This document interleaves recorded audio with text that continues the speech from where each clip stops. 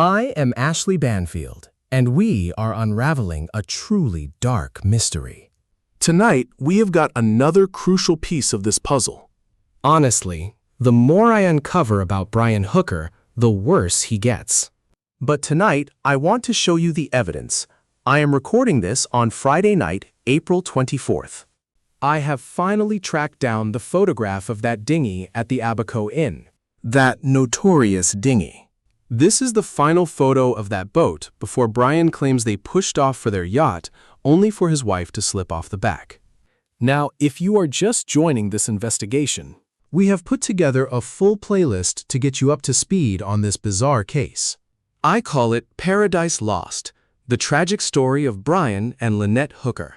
Brian claims Lynette simply bounced off that small boat in heavy 4-foot waves and howling winds, but every single shred of evidence we have gathered points to a lie. It simply is not true. There were no 4-foot waves that night, and the wind was barely blowing on the sheltered side of Elbow Cay.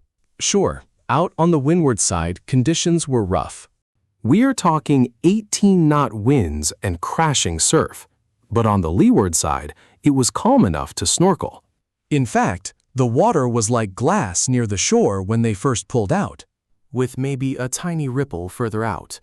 There is absolutely no way that rough seas and heavy currents prevented him from finding his own wife when she allegedly slipped off the stern. So, make sure to catch up on the earlier details if you are new. And while you are here, please hit subscribe. It really supports our work. But listen, this boat issue is vital because it links directly to a much larger mystery. Right now, we're looking at the photo of Brian and Lynette's dinghy at the Abaco Inn. He insists they departed at 7:30, making it into the Sea of Abaco within 6 minutes of heading toward their 12-minute destination, which was the Soulmate, the yacht they were currently living on. And then she vanished. Now, this boat was tied up in the exact spot I showed you during my walkthrough. I pointed out where they secured the vessel, the ladders they climbed, and the route they took to grab drinks at the Abaco Inn. It was secured right there, along the south dock. And we have photographic evidence confirming that location. It sat right beside another dinghy, which belonged to a couple who were having drinks up at the Abaco Inn on Saturday night, April 4th. Those witnesses noticed Brian and Lynette and ended up pointing them out. Something caught their attention. Specifically, they observed the couple by the pool and watched some very strange behavior unfold. To begin with, let me share the details that these onlookers described to our team. They did not want to appear on camera, though. I tried my best to secure an interview, but they refused to get involved. I completely understand. We have heard that from locals and people back home, but this is the story they shared with us. In the photo, Brian is sitting far off to the right side of the frame. Their account matches perfectly. They had a clear view of the entire area. Brian sat far to the right, staring directly out at the Atlantic Ocean. He stood facing east into the wind, and to those watching, it looked like he was pouting. They said he looked sullen, frozen in place without shifting his posture once, just staring blankly out at the ocean. Lynette was positioned way over on the far left side of the frame, right at the northern edge of the pool, snapping selfies and dancing on her own for a while. Just dancing alone there by the water. Having fun, but totally isolated, keeping her distance from Brian. This was certainly no fleeting moment. Witnesses estimated they watched this bizarre dynamic play out for nearly half an hour. The people who described this to us made it clear. Something felt deeply off. So we tracked down everyone known to be on site, from the bartender to other resort staff, and any other guests we crossed paths with, asking if they noticed the couple. We asked if they made a scene, if they were fighting, arguing, or if anything seemed out of place. But everyone said no. It was fairly unremarkable. I think I understand why, though. You see, the bar at the Abaco Inn actually faces directly west, looking out toward the sunset. The pool itself is actually almost entirely hidden from inside the bar area. While there are a few outdoor tables that offer a view, if you are sitting inside the bar, you wouldn't even realize a pool exists. In fact, when I brought up the pool to someone at the bar, And they just asked, "Is there a pool?" so you have to head outside and walk back toward the Atlantic side to catch a glimpse of the pool area down the stairs. It is simply not easy to spot. That is likely why nobody noticed them. If you were inside drinking, they were completely out of your line of sight. Their strange behavior went completely ignored because it was out of sight, out of mind. However, the witnesses who spoke to us were sitting at those outdoor tables overlooking the pool. They had a perfect, unobstructed view of the only two people down by the water acting so strangely. Lynette was off to the side, dancing alone. Brian is staring fixedly at the sea. Whatever the reason, it is another piece of this puzzle. But why did this stand out to them so vividly, beyond just being a bit odd? Here is the story that came back to us from one of the patrons who was there watching the scene. His friends had actually visited a completely different bar on March 31st, roughly 4 days prior. And that bar is located on an entirely different island. They believe the place was called Nippers, another spot not far from Elbow Cay, though you have to take a boat to get there. Apparently, these friends of his were hassled by a man who looked exactly like Brian Hooker. This individual, whom they believe was Brian Hooker, was bothering them at the bar, shaking a small vial and saying, "Let us party." They described feeling extremely uncomfortable to their companion at the Abaco Inn, who eventually passed the entire story along to us. The real reason the couple by the pool caught their attention was because they immediately realized, that is the strange guy who was bothering us at Nippers 4 days ago. Now, could they be wrong? Of course they could. Honestly, many sailors begin to look quite similar once they reach their late 50s and spend so much time in the sun. He was drinking a lot, shirtless, with gray hair, a potbelly, and a deep tan. But they felt sure it was the same guy, which is why they kept staring, watching this bizarre scene unfold by the pool. He was way over there, staring out at the ocean and pouting. Meanwhile, she was on the opposite side of the deck, dancing all alone and snapping a few selfies. They believed it was the same guy they saw 4 days ago at Nippers. They suspect it happened at Nippers.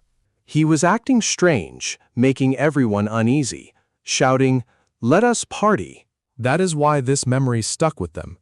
It turns out their boat was docked right next to Brian and Lynette's dinghy. This is a critical detail, so let us look closely at the timeline. The photo of Brian and Lynette's small boat was snapped at 5:41 p.m.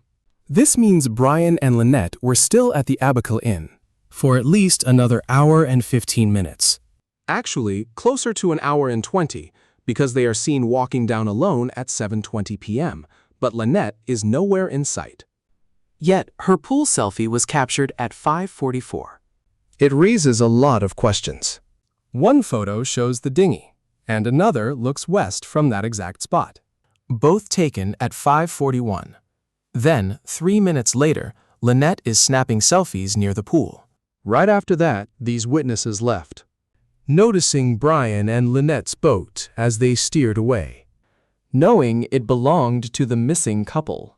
They had a very clear picture of the situation, confirming that Brian and Lynette's boat was still tied to the dock around 6:30 p.m. That is the exact time they departed. This proves Brian and Lynette were still there. The photo evidence backs it up. When they sailed away at 6:30, they likely left Brian and Lynette's boat entirely alone. It means they were staying quite late, much later than most boaters would, though the sun does not set until 7:45. By 7:45, navigating a small boat without any running lights gets extremely risky. Since they were hugging the shoreline close to the bigger vessels, It might feel safe, but anyone sensible would head back by 7:30, aiming to be safely on board by 7:45. once complete darkness hits at 8, you absolutely do not want to be out there without proper lights. These are highly intriguing pieces of a much larger puzzle. Just a few more strange clues emerging in this bizarre mystery. There are some other crucial details we need to examine. Ken, the bartender, recalled that when Brian first ordered a round of rum and cokes, Cuba Libres. He was wearing a blue and white striped shirt. the stripes were thin and subtle. A soft patterned style, but it definitely stood out to him as a blue and white striped shirt. Strangely, by the time Brian came back to the bar later, he was not wearing a shirt at all. Ken has a remarkably sharp memory. Trust me, I was a bartender for 6 years, and our memories are incredibly sharp.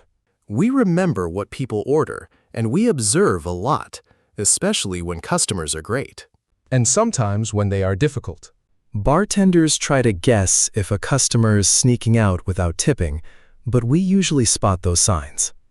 Personally, it has been 38 years since I last worked behind a bar.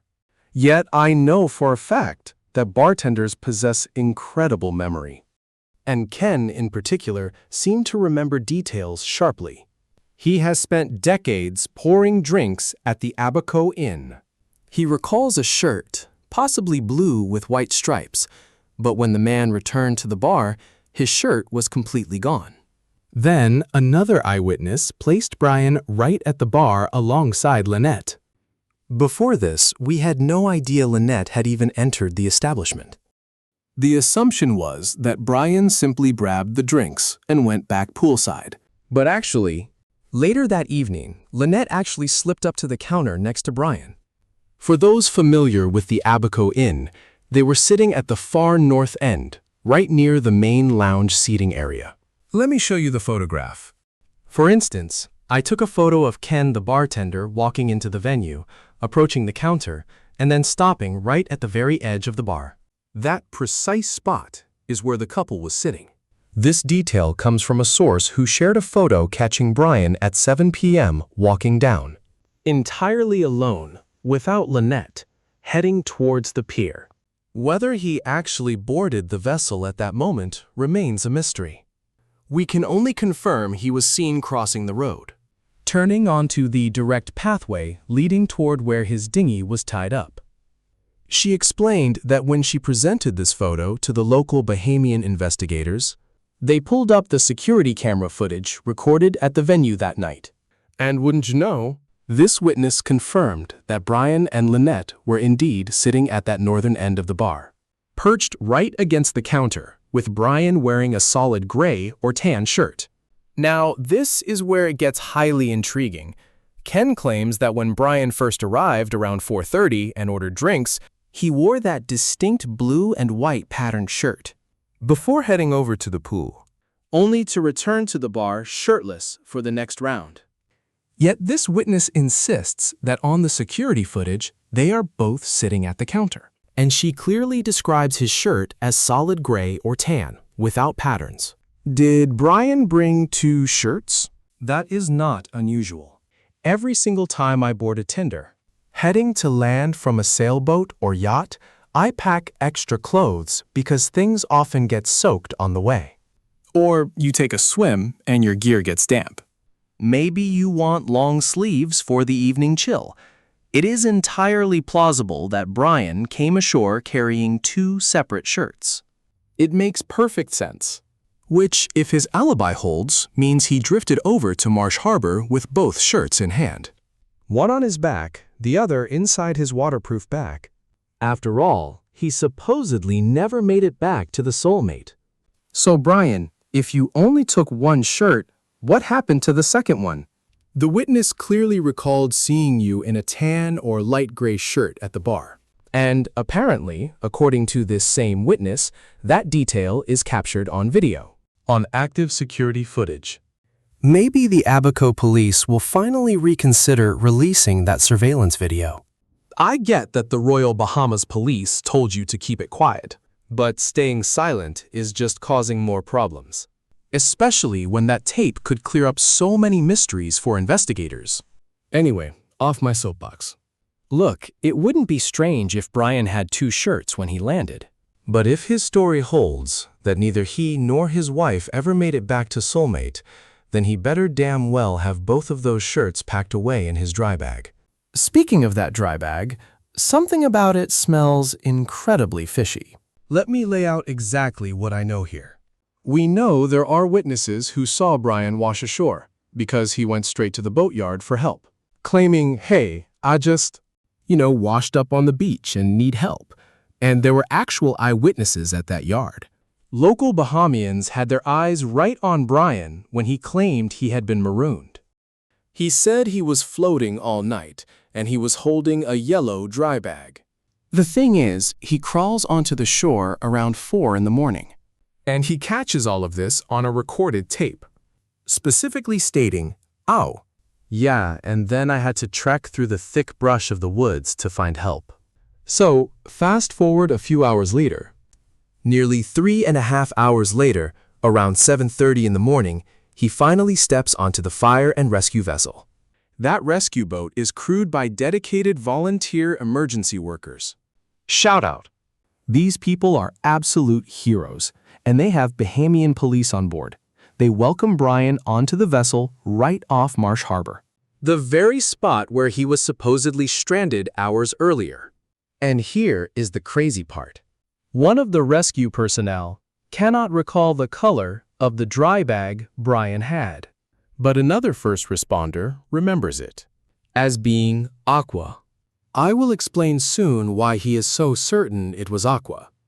A third volunteer recalls the bag being bluish, which definitely fits the aqua description, since aqua is basically a blue-green. But a fourth rescuer insists that the bag was bright yellow. And banana yellow is definitely not blue or aqua. So there is clearly something suspicious about the color of the bag Brian Hooker had, as he boarded that rescue vessel right off Marsh Harbor to join the team and help them look for Lynette, pointing out exactly where the incident happened. Now, here's the story behind that aqua-colored dry bag. The rescuer who remembers it has a very specific reason for pointing out that aqua color. Get ready. Pour a drink. Here we go. That is root beer.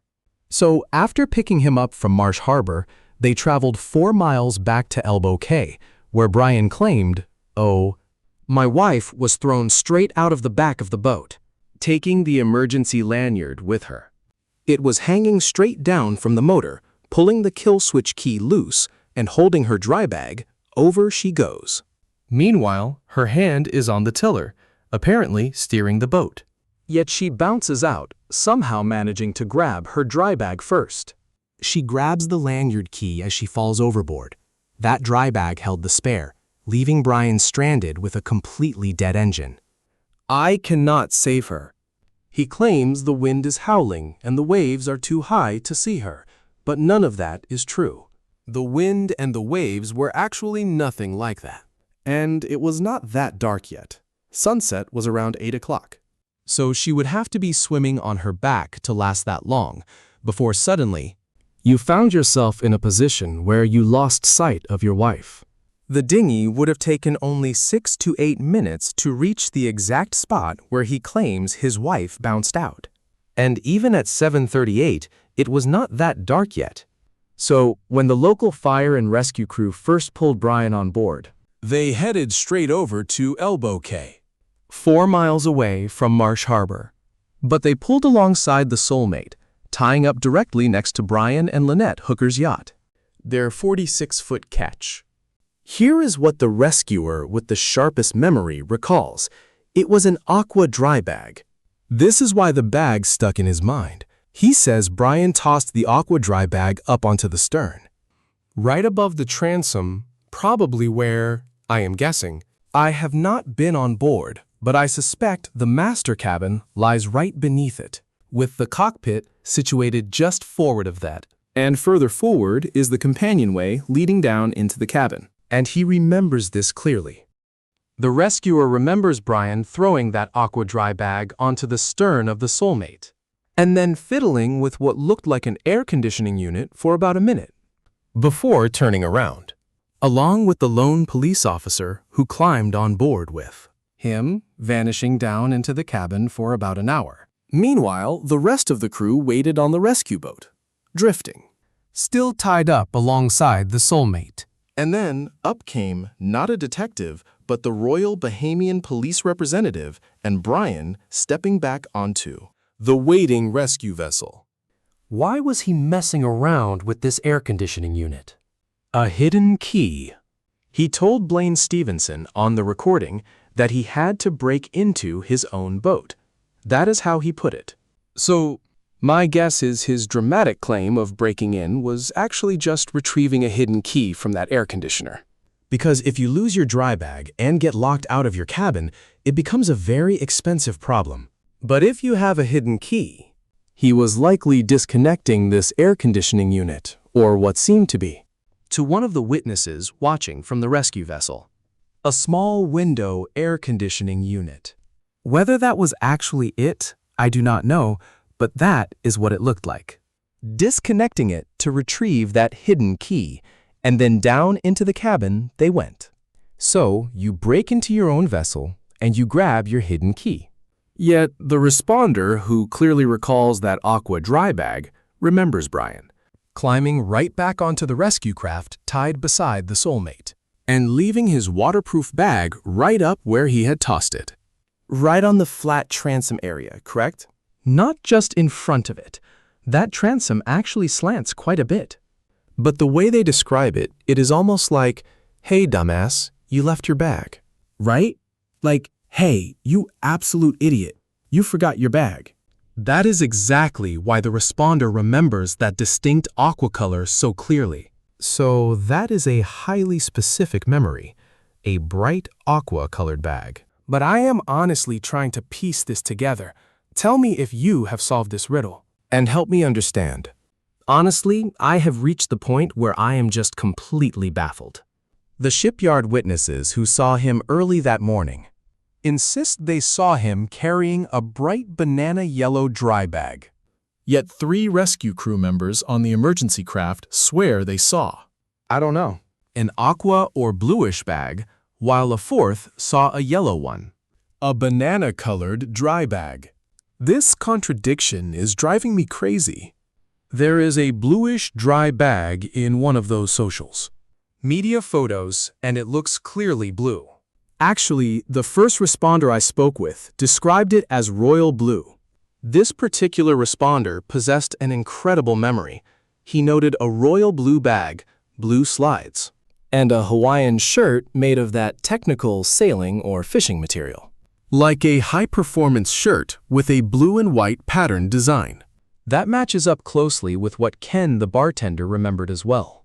But that specific detail stands out. It definitely was not a bright yellow bag. So, there is a real mystery here. Something is not adding up. I realize eyewitness accounts can conflict, but these men are highly trained professionals. The witness who recalled the aqua bag was entirely certain he saw it placed on the stern of Soulmate, thinking, that idiot forgot his dry bag. Perhaps the person who remembered a bright yellow bag is misremembering, even though he is absolutely convinced it was yellow from the start, believing that the yellow bag was there from the very beginning. Could that memory actually stem from the search itself, after they pulled up to the Soulmate? That was when they started scanning the water, asking where it happened. And Brian kept claiming he was just too disoriented to remember. But you are an experienced mariner. You are a former Marine. Once a Marine, always a Marine, right? The wind was barely blowing, and the waters were quiet. So why the sudden confusion? You only had 2 drinks, not doubles either. Ken confirmed they were standard singles. Just 2 drinks over 3 hours, from 4:30 until 7:30 p.m. You were not drunk. Actually, the search team questioned you on that, yet you never mentioned you were completely wasted. Plus, when they asked what your wife was wearing, you completely omitted her green beach cover-up. Search parties desperately needed to know what to look for. You left out the green cover-up, the blue headscarf, and her sunglasses. Even the black fanny pack she wore in the photos, and her Apple Watch. Go check out yesterday's breakdown if you missed it. It is wild. She was clearly wearing that Apple Watch in her final photos. And investigators later recovered a pink Apple Watch from the boat. That detail spells trouble for Brian. See, those first responders, The fire and rescue crew were highly specific about what they remembered while trying to figure out who they were searching for. What did Lynette wear? He does not mention the blue scarf or the green swimwear cover-up. He only describes a black two-piece swimsuit. Nothing else. That is a massive memory lapse about a missing wife you are supposedly desperate to rescue. It is strange. Everyone reacts differently under pressure, but forgetting all these details like this is just incredibly unsettling. Especially when we analyze these new photographs, revealing their location, what they were doing, and where that dinghy ended up. We are looking at this for the first time. Our team managed to secure this exclusive brand new photo. It adds massive pieces to this puzzle, helping us piece together what really happened out there. Once again, a massive thank you to everyone who has been following this case and sending over crucial tips, photos, and key background information. Your help is invaluable to our team and to the active investigators on this case. We are reaching out again. If you know absolutely anything about this disappearance or have friends down in the Bahamas, Or if you were there yourself. on April 4th, the night before Easter Sunday, Were you near the Abaco Inn? Did you capture any photos or video of that gorgeous sunset? it was stunning. Please email them to dropdeadseriousinfo@gmail.com. Again, send to dropdeadseriousinfo@gmail.com. In just a moment, we will hear directly from Steve and Carly. Carly Ellsworth is Lynette's own daughter. She has some heavy insights on everything our investigation has uncovered so far. Her partner, Steve Hansen, has also been meticulously documenting every single detail. He has plenty to share.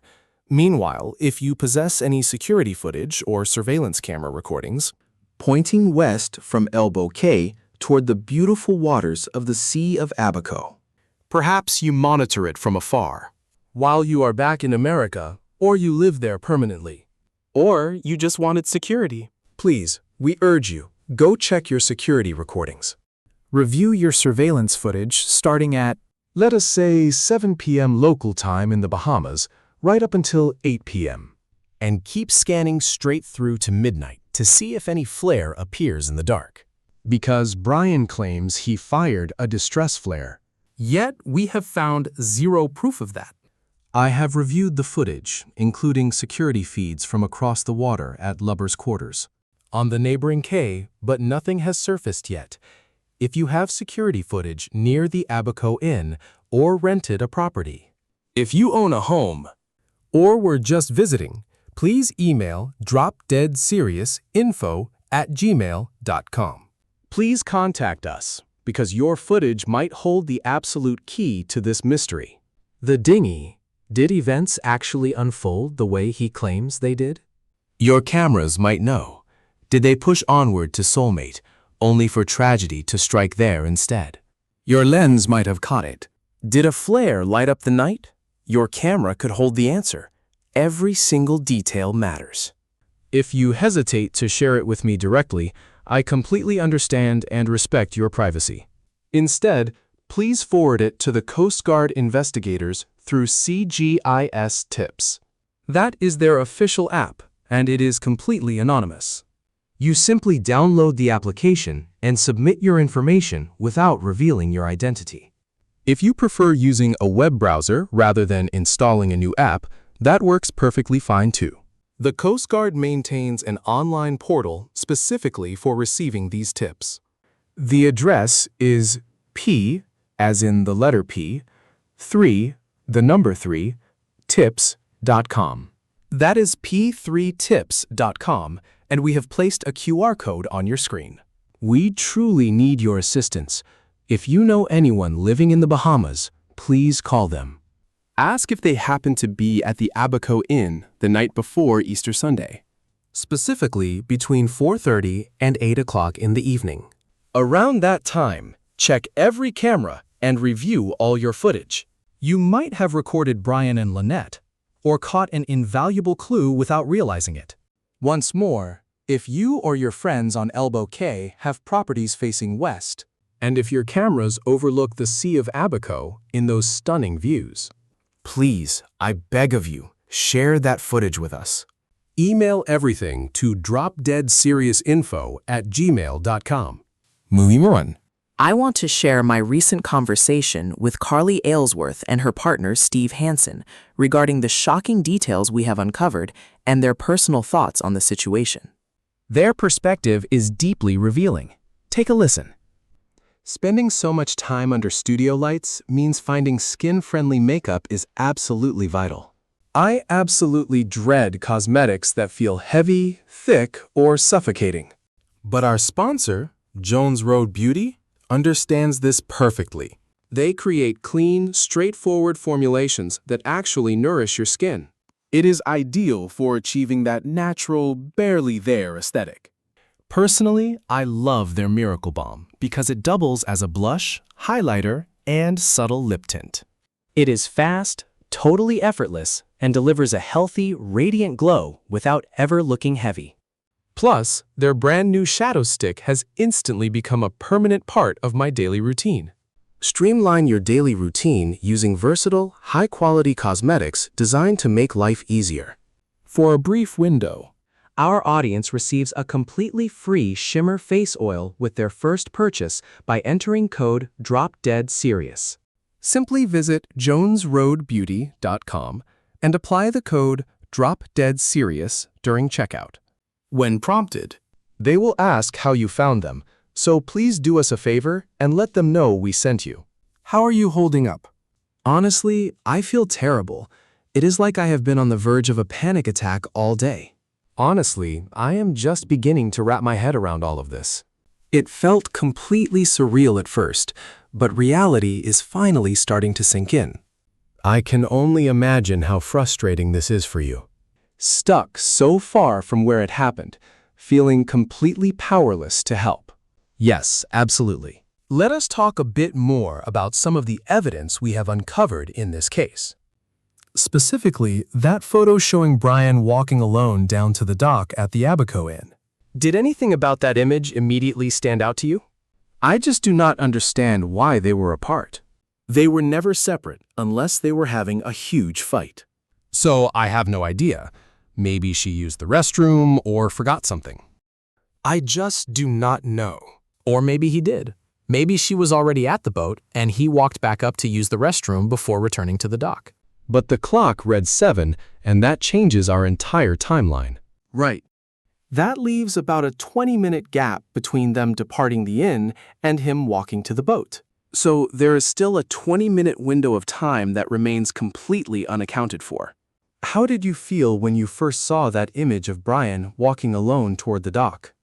It looked incredibly suspicious to me. And I literally began to shake because it felt like I kept spiraling, thinking about all the terrifying what-ifs. What felt suspicious about it? Just the fact that they were separate? Yes, because they were always together. The only times they were ever apart was if they were fighting or if someone had to use the restroom. Any other time, they were together. But seeing that specific photo actually caused you to start physically shaking. Yes, because they left before 7, and suddenly at 7, he is walking alone. And my mother is just gone. It just triggered a rush of painful emotions. understandable. Was there anything strange about his gait, his clothes, or anything else that caught your eye? I did notice his bucket hat. He wears those constantly. In almost every photo of him, he has that same hat on. And he is carrying that distinct yellow bag. It makes me wonder if he purchased something from a local shop. I am not sure what bags the local shops use, which is probably another lead worth investigating. Perhaps we can trace where that bag was purchased in town. I am not sure. That yellow dry bag has actually popped up in a few other social media photos. But I have some lingering questions regarding the conflicting reports. About the exact color of the bag he had when he washed up on the beach at Marsh Harbor. We will get into those details in just a moment. It is incredibly suspicious and deeply troubling, and we will get into that in just a moment. But I do not want to gloss over his actions just yet. Specifically, him walking alone toward the docks at the Abaco Inn. Did that photograph closely match the brief video clip of? That is the security footage you fellas managed to review while over at the Abaco Inn. Yeah, that absolutely looked like him. Honestly, what are the odds of another massive guy with that exact build and a bucket hat heading for the pier? So I am 99% sure that is him. But let us look at where he is walking. You and I have both stood on that ground. Remember, the three of us walked up that path together. We took that exact path down and met right by the road. We talked right there on the shoulder, the three of us, and then crossed that street together. And while he made his way across, we headed down toward the marina docks. The surveillance footage you analyzed from that camera feed.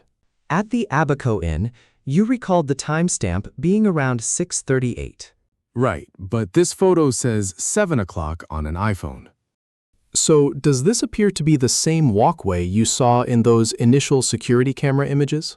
In the security video, it merely captured them heading down the footpath at the Abaco Inn. But this photo shows him out on the street, well past that walkway. So perhaps 20 or 30 yards behind that point, you saw the shot of Brian and Lynette together. Yet here he is now, 20 minutes later, moving through that same space, just slightly further down the path. Yes, it seems like he was coming from where they park the golf carts. Maybe he was the one who doubled back to the Abaco Inn, perhaps to use the restroom. Or perhaps he forgot something. And went to grab it before heading back down toward the vessels. Maybe. Steve, were you reasonably confident that the time code on the Abaco Inn footage was right around 6:38? We do not believe they were on their direct way out then. But it was likely very close to the moment they prepared to leave. And my guess is one of them needed to find a restroom.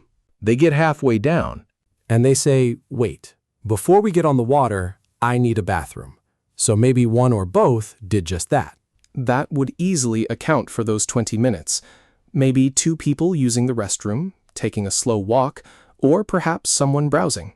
You know, checking out souvenirs, browsing the gift shop, or catching something on the television. It could be any number of things. But you agree that the security footage clearly showed them walking. Down the dock path at 6:38, and this new photo shows Brian heading in that exact same direction. Down the exact same path, just slightly further along at 7 p.m. Right, exactly. He was further down. I cannot explain why it took 20 minutes, but as I mentioned, there are many possibilities.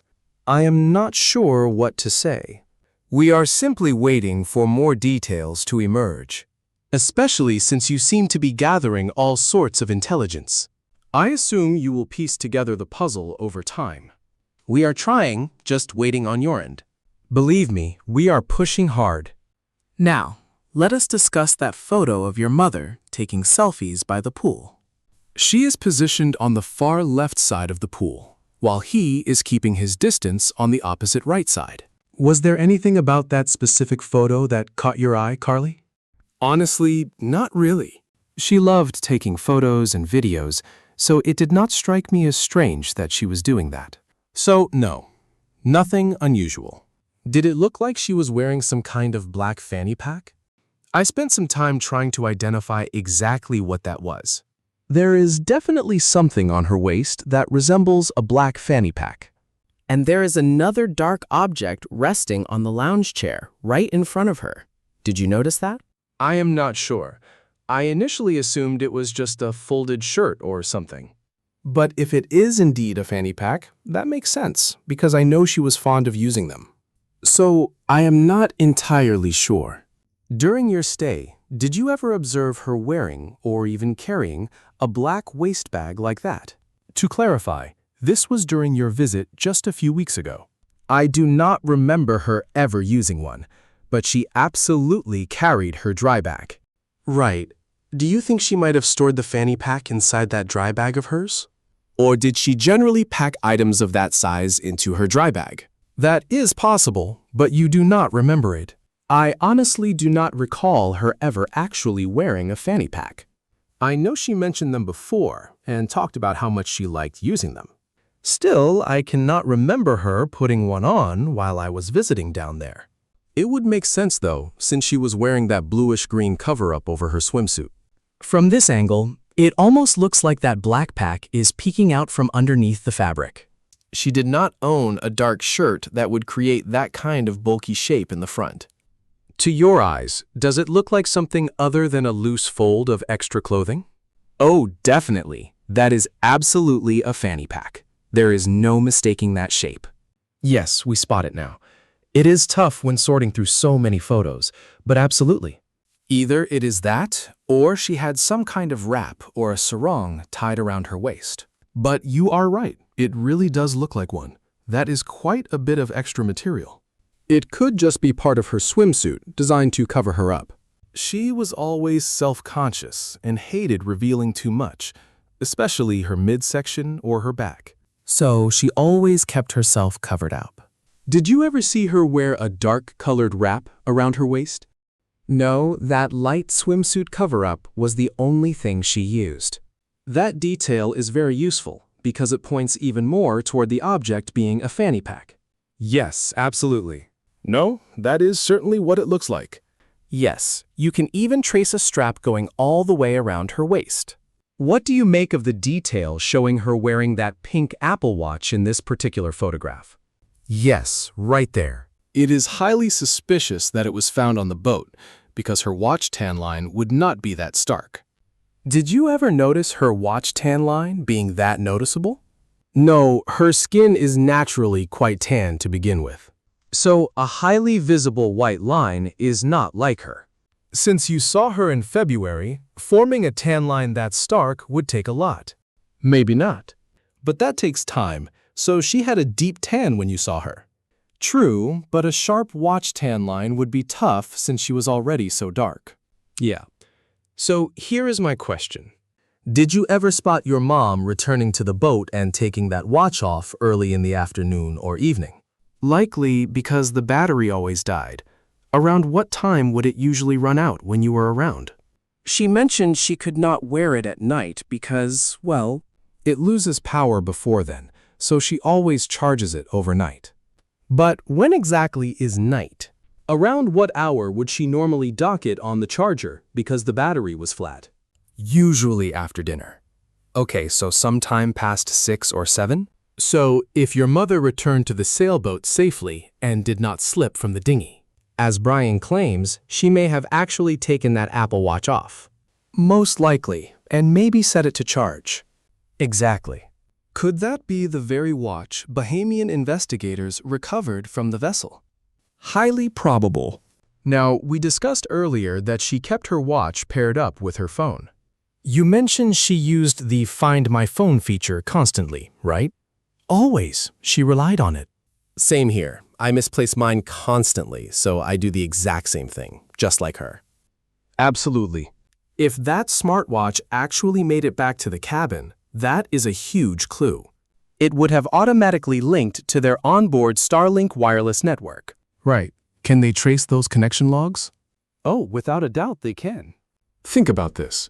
If I were a betting man, investigators secured warrants for every trace of electronic data, or what we call digital exhaust. So, that data is key. It proves whether Brian and Lynette returned, and if something went terribly wrong on board their boat, Soulmate. Or later, under cover of darkness.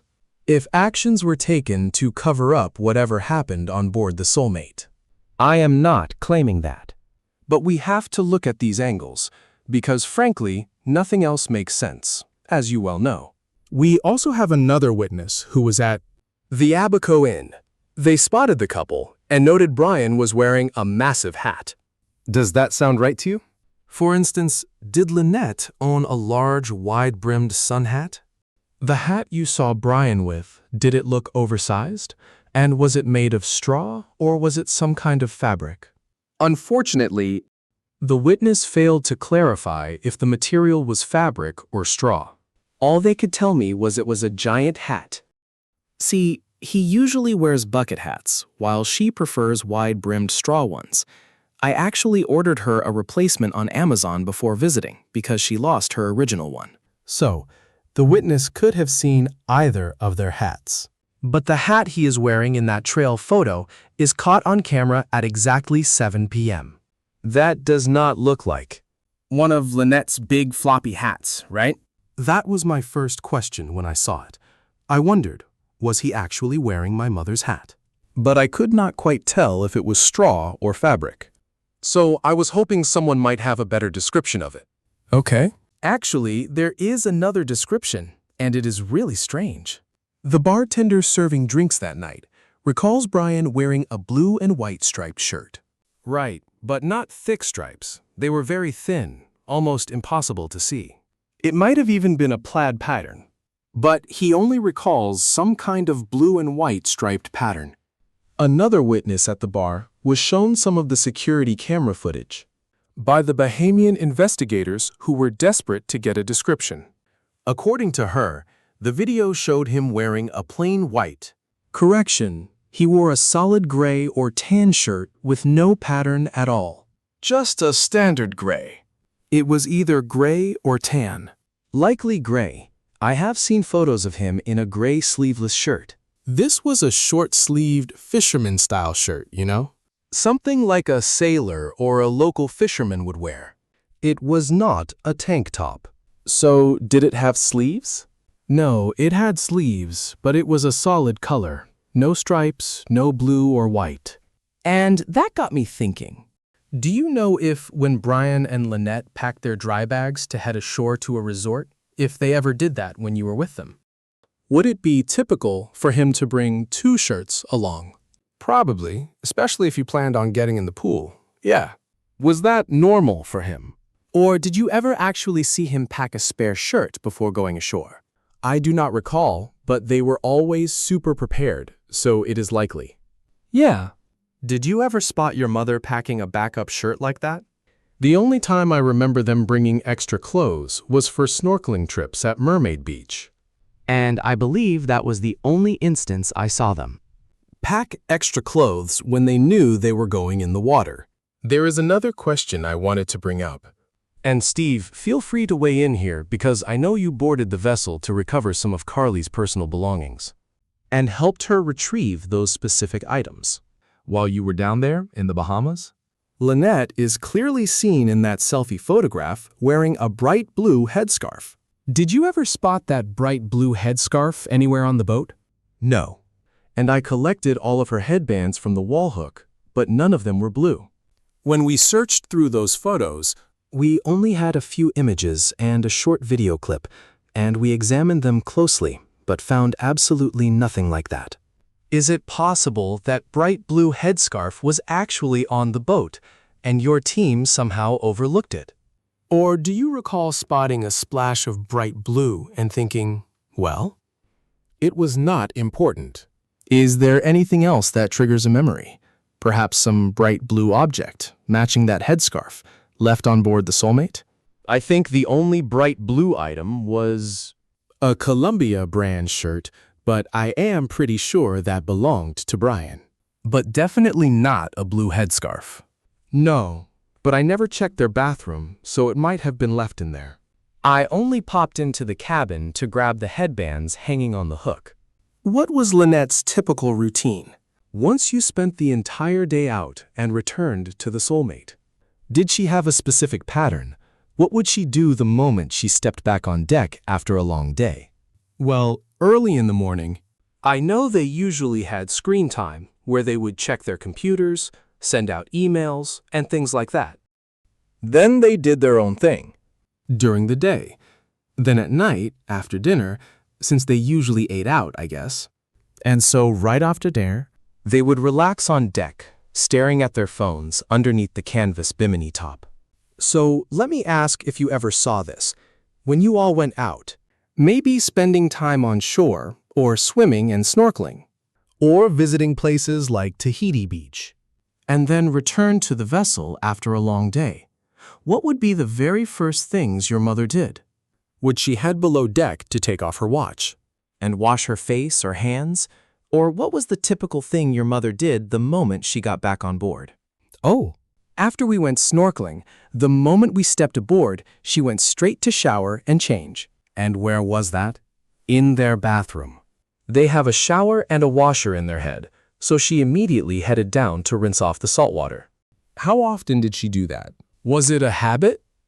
No, just that once. It all happened so quickly. I noticed her hair was wet and asked if she showered. She said yes. And I just shrugged, and that was it. And what about her phone? Was she on it immediately, checking voicemails, emails, and text messages? Would she check those right away? Yes, because that was when she could get Wi-Fi access again. Though they usually had connection at restaurants. But she had no signal in between those locations. Was it normal for her to spend evenings editing videos or browsing social media on her device? Yes, she really loved editing the video clips she captured during the day. And did she do that almost every evening? Pretty much, yeah. She loved scrolling through her phone, watching videos, or checking TikTok and Facebook. So this was a consistent nightly routine for her. Yeah, they would just use their phones and watch television inside the cabin. That is very interesting. And I assume you never noticed a black fanny pack anywhere on the vessel, correct? No, nothing caught my eye. I had no idea I should even be looking. But there was another detail I spotted on that boat. Half a case of Corona bottles, and up in the V-berth cabin, I think I noticed a box of Sans beer. Did you guys move it around at all to see if the box was empty or full? That Corona case on the sofa was a 12-pack, and only 4 were gone. Okay. And that box of Sans beer up in the V-berth? I do not really remember. I just snatched the photo and walked right out. Did it seem strange having all that beer on the boat? I thought they told you they had completely quit drinking, right? I never knew they had stopped drinking. That is definitely news to me, but I suppose they did. As far as I knew, they were still drinking. That is why they visited the Abaco Inn. But who really knows? Did finding alcohol on the boat surprise you at all, or did it just look entirely routine to you? They always drank beer. So it did not feel strange to me. Did anything else catch your eye in the video, or the photos we managed to recover from the Bahamas? Like that photo of your mother taking selfies by the pool. Or the other shot showing Brian walking by himself toward the vessel. Did any other details stand out to you? Something that just did not match what you expected, or that seemed highly significant? Well, not the photos, but the video clips. You can hear the ocean in the background, and it definitely does not sound like a tropical storm. It does not sound like heavy rain falling out there. Sure, there are waves, but it sounds more like a gentle, babbling brook. Anyone can tell the difference between a roaring river and a peaceful stream.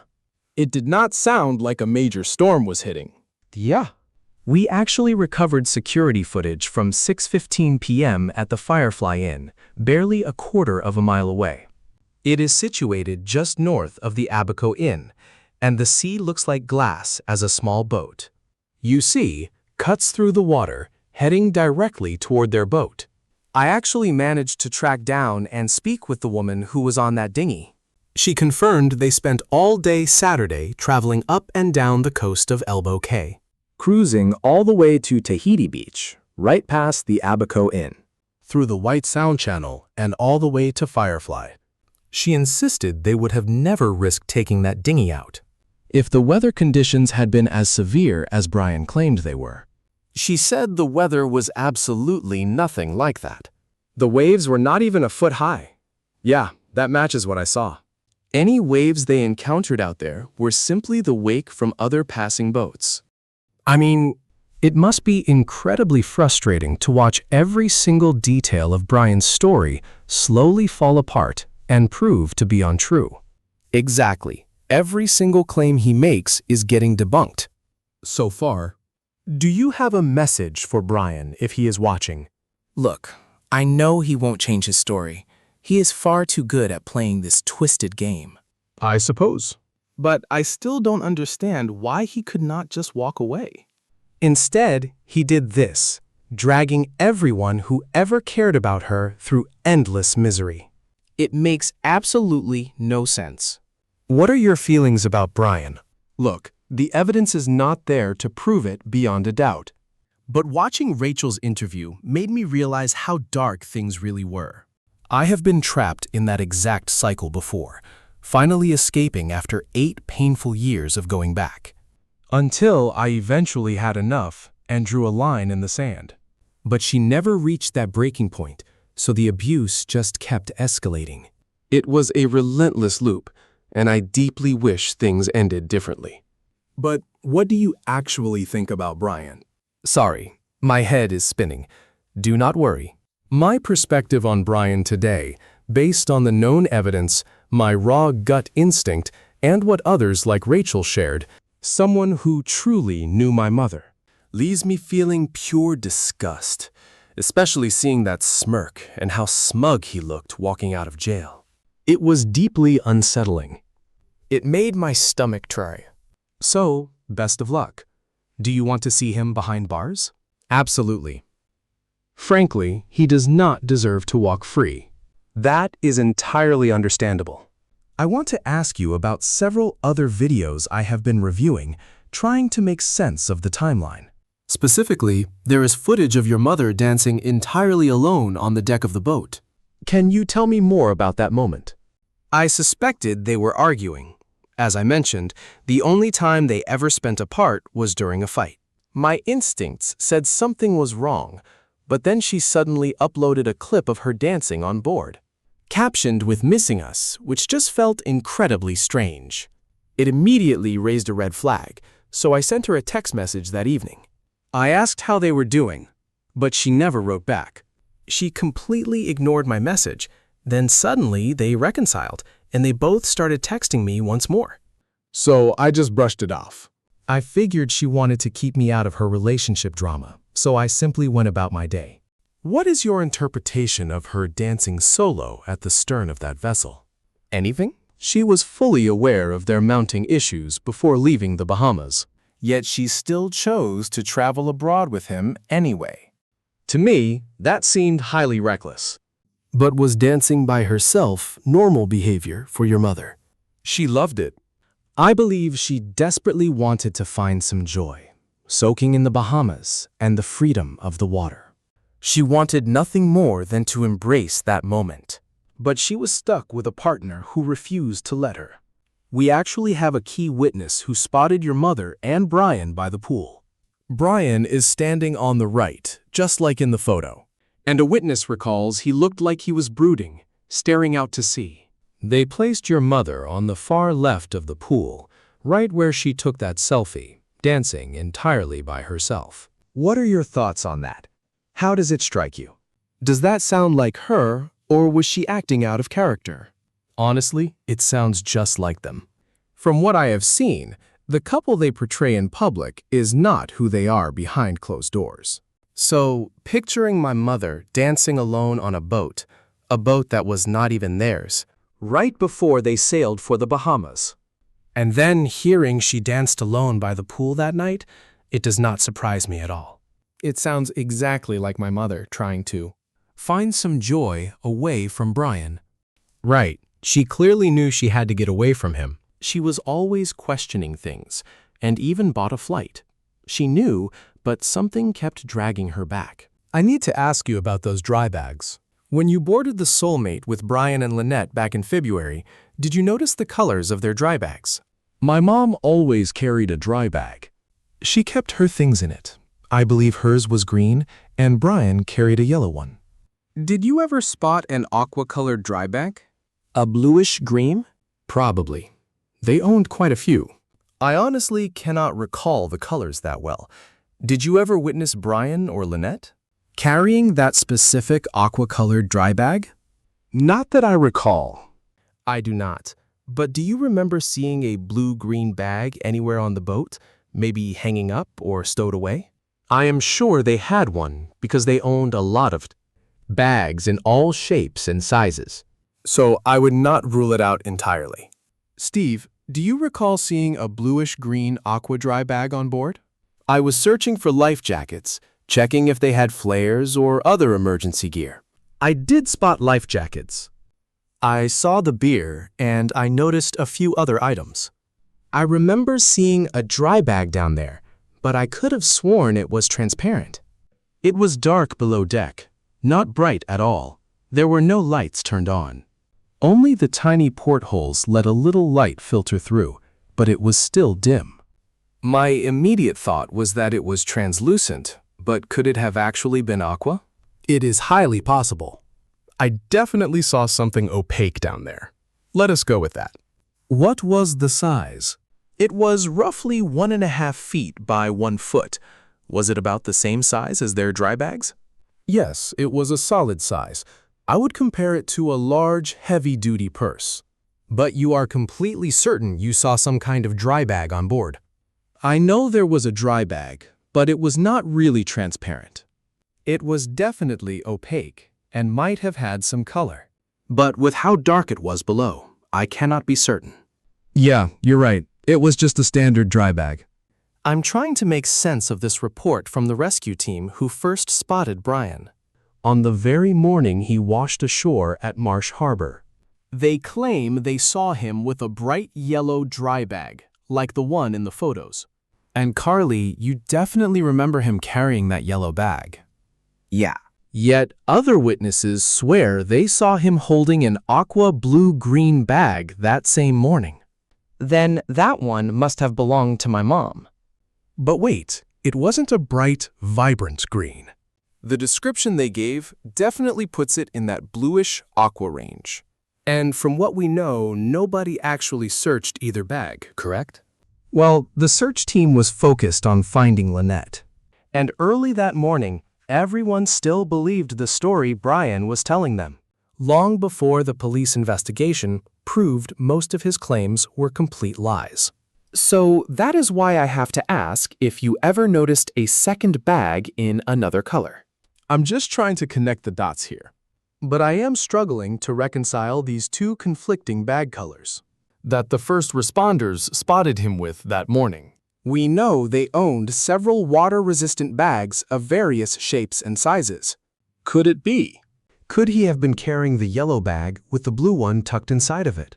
And then, somehow, after 4 a.m., he shifted his gear, stuffing the yellow bag inside the blue one, which explains what they saw. That makes sense. Honestly, that blue bag looks like it was meant for storing clothes. They had different types, and it is likely less durable than the smaller ones, designed mostly just to keep the sea spray off.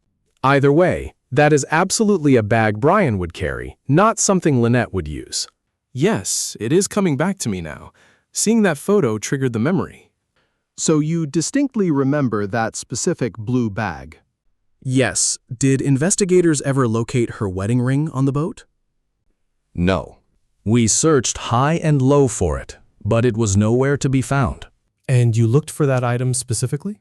I definitely would have remembered spotting her diamond, because she was constantly playing with it on her finger.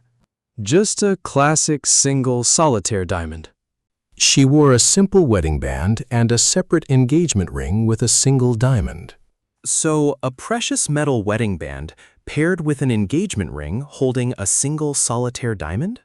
Yes. No other stones on it, and your search turned up absolutely nothing?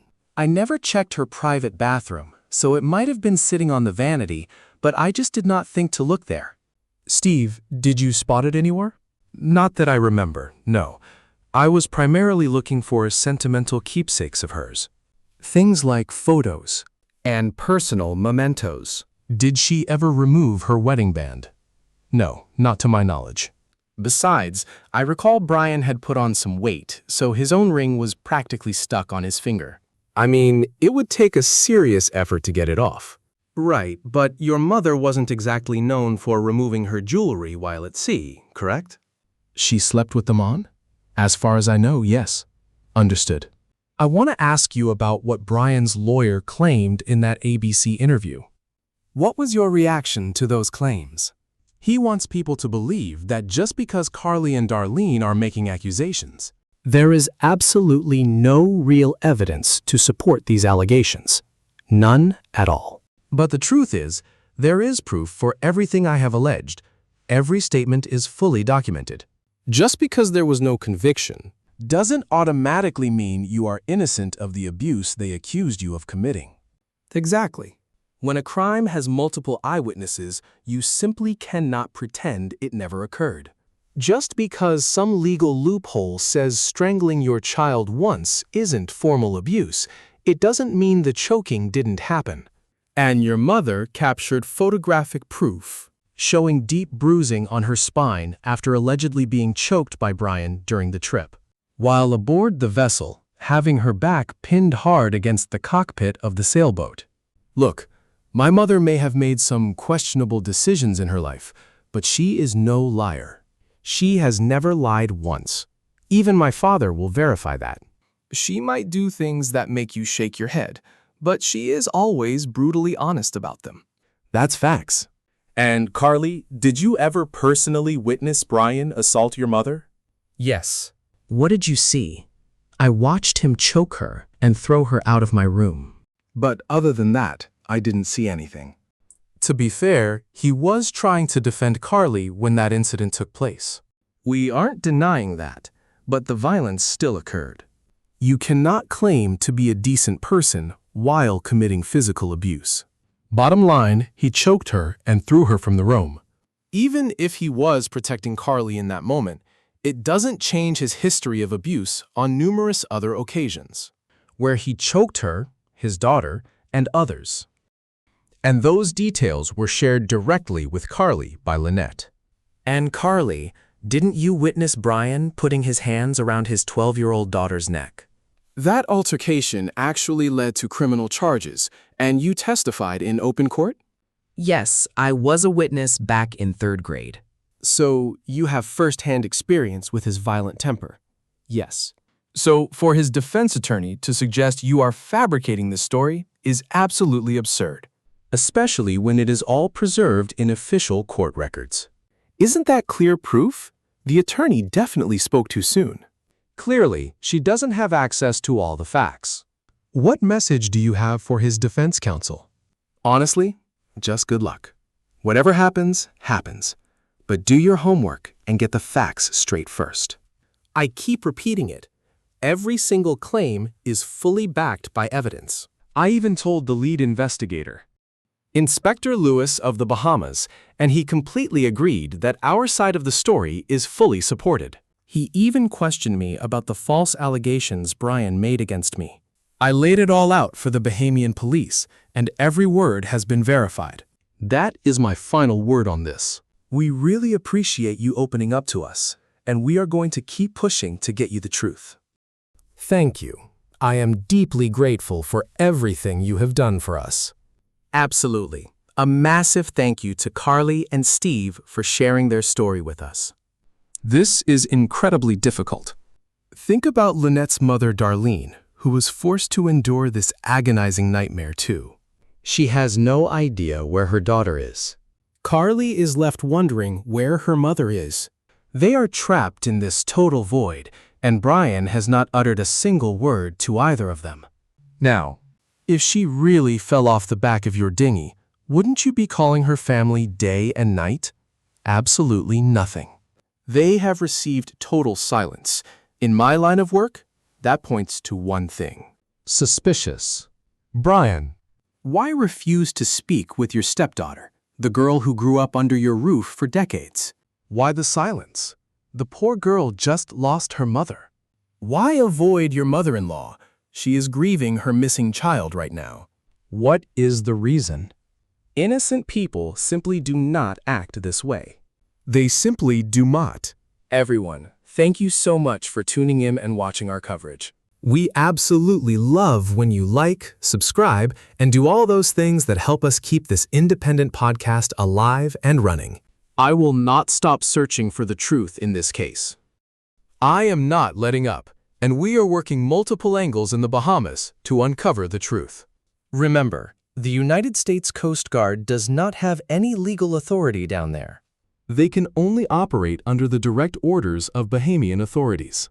And as for how the local police operate, it is anyone's guess. We are already entering the 4th week of this investigation, and it is unbelievable. Once tomorrow passes, we will officially be moving into week 4 of her disappearance. Tomorrow marks exactly 3 weeks since Lynette vanished. I understand that Sometimes an investigation looks calm on the surface, while detectives paddle furiously underneath. That could be exactly what is happening. Especially with this complex, multi-jurisdictional case. But the clock is ticking, Brian Hooker. More episodes are on the way. There is a lot of critical information I still need to share. we are currently verifying leads, analyzing details, and enhancing some crucial video footage for the upcoming episodes. Once again, please hit like and subscribe. It sounds cheesy, I know. Everyone says it, but it truly supports our efforts. Please take a moment to subscribe. This Sunday at 5 p.m.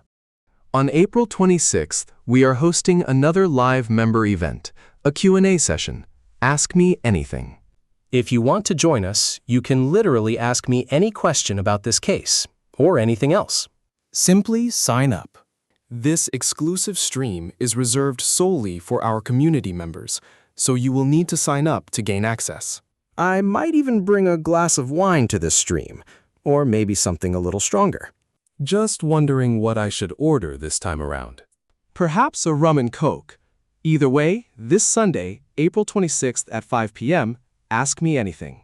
If you want to support our work, please join.